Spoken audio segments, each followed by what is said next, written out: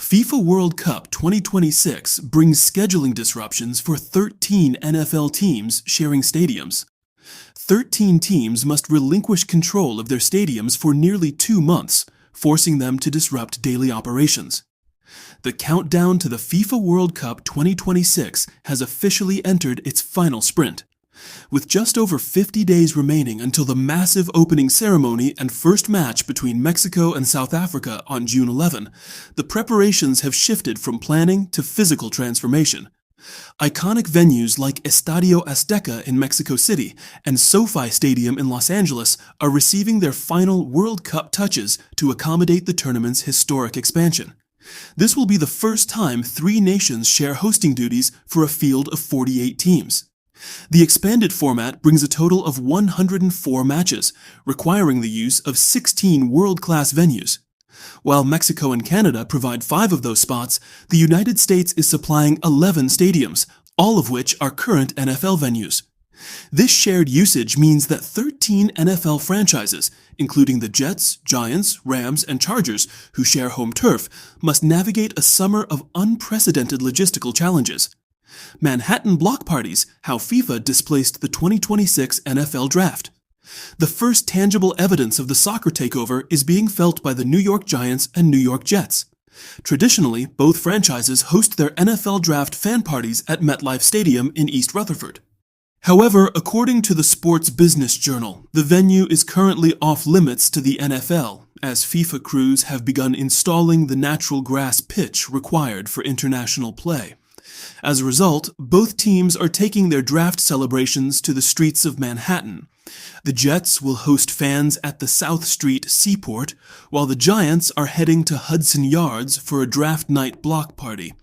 This shift was a forced move due to the 30-day exclusive use period that gives FIFA total control over the venues starting in mid-May.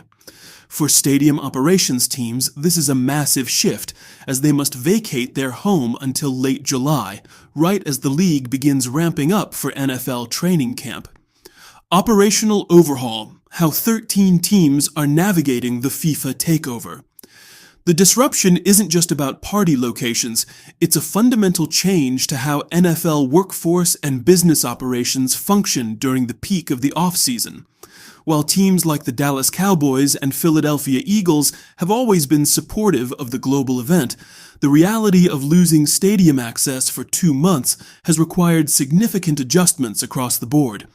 The impact varies significantly from city to city for the 13 affected teams. Kansas City Chiefs. At Arrowhead Stadium, ticketing sales and operations staff have been relocated to off-site facilities. Meanwhile, the stadium's event staff have essentially been folded into the FIFA operations team for the duration of the summer. Atlanta Falcons. Employees at Mercedes-Benz Stadium are still allowed on site but must operate under FIFA credentialing rather than their usual NFL access. Furthermore, the team has implemented mandatory work-from-home orders for all staff on match days. San Francisco 49ers. While stadium operations staff remain at Levi Stadium, other departments have been moved to secondary offices or remote work to minimize congestion during World Cup preparations. Houston Texans. Among the teams sharing venues, the Texans managed to negotiate terms that allow for business as usual for most of their departments, providing a rare exception to the standard FIFA lockdown.